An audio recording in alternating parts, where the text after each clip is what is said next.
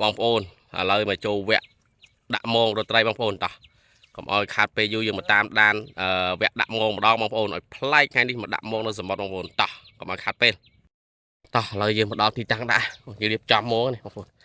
អូតើយើងរៀបចំចុះដាក់ហើយនៅខាងមុខកន្លែងដាក់យើងមិនឆ្ងាយទេបងប្អូនវ៉ាពេជ្រត្រីក៏សម្បូរដែរបងប្អូន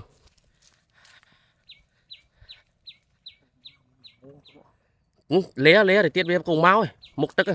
លាមុខទឹក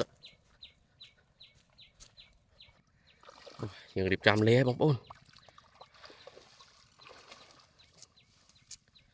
ទីឃ្លៀរបស់យើងបងប្អូនទឹកច្រើនមែនទែនទីទៀតទឹកនឹងកន្លែងហ្នឹងទឹកនឹងចូលខ្លាំងបងប្អូន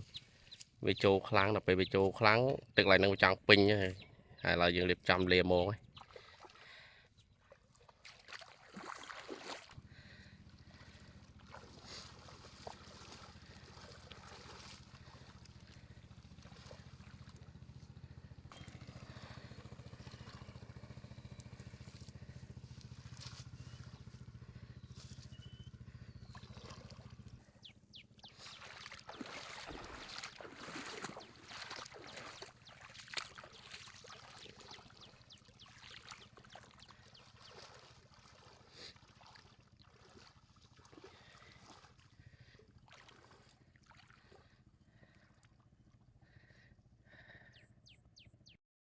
តោះបងប្អូនឡើយមើលលទ្ធផលយើងស្ចាប់ដើមសាម៉ងឯងបងប្អូននេះ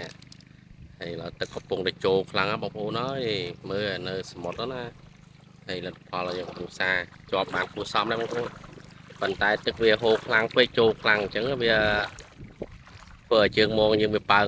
អស់ច្រើនអញ្ចឹងមិនដឹងថាបានតិចឬក៏ច្រើនយ៉ាងណាទេបងប្អូនចាំមើលលទ្ធផលទាំងអស់គ្នានៅចុងមងអូឡើងប៉ើងជើងមងអស់បងប្អូនអើយបានម្រេចខ្លះណាតា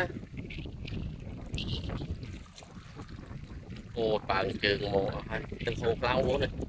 ហើយខ្យល់ទៀតបងប្អូនខ្យល់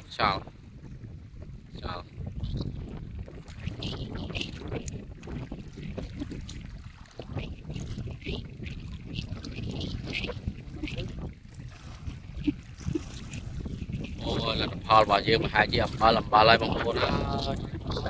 ត្រីក៏អត់ដាមក៏អត់គ្រប់សពតែមកដល់ថ្ងៃនេះចាប់ហើយចាប់ហើ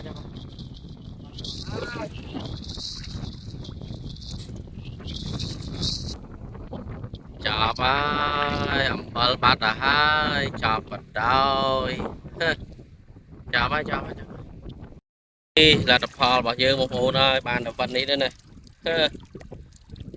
ទឹកខោខ្លាំងពេកប៉ើងជើងមងអស់ចឹងត្រីវា